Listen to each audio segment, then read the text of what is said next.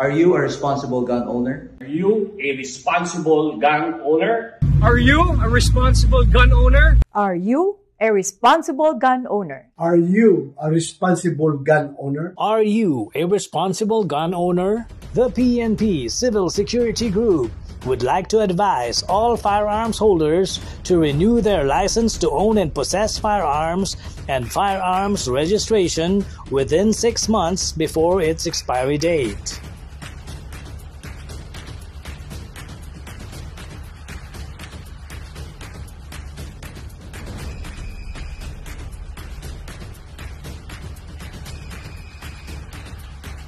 Tumawag na at makipag-ugnayan.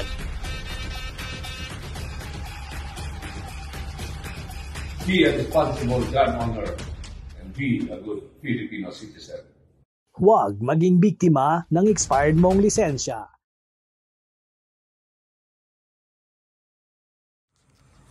Target board clear.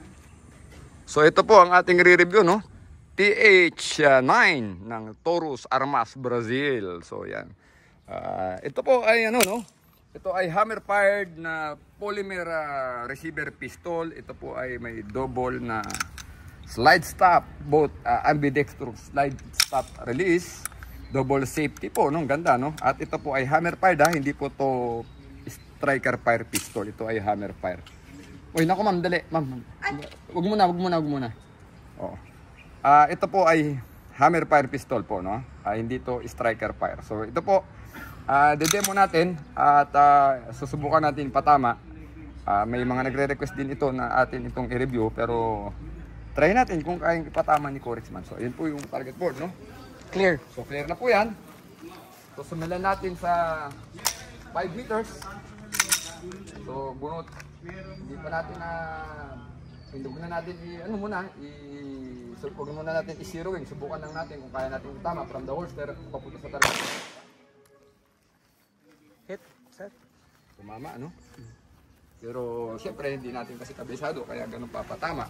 Pero no alibay, dapat tumama pa rin sa gitna yan, di ba? Oops, safety.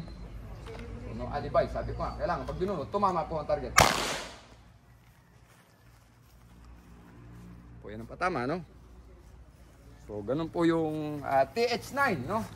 So ang ganda po mga kapatid, no? Kasi double safety, double slide stop, at 17 rounder, no? Para ka na rin nakaglock, no? So sa tingin ko naman ito, yung mga gusto ng mga hammer fire pistol na magaang, ito pong maganda, itong TS9 para. So check natin kung tinamaan. Ayun po, nagdikit yung bala, no? Grabe, no? So hindi natin malaman kung tsamba ba talaga yan o talagang maganda lang talaga yung baril. So yun ang totoo po, no? So tingnan natin kung tatama ulit sa ganitong distansya. Ilang metro na ba ito? Kaya gawin natin 10 meters, ito, no? Sir, mga 10 na. So tingnan natin sa ulo, 10 meters. Kung tapasok pa rin natin sa ulo tayo. Hit. 10 meters from the holster. Taka inside waistband tayo. Ayun po yung bala, no? Nandudo, no? So 10 meters po yan, medyo malayo.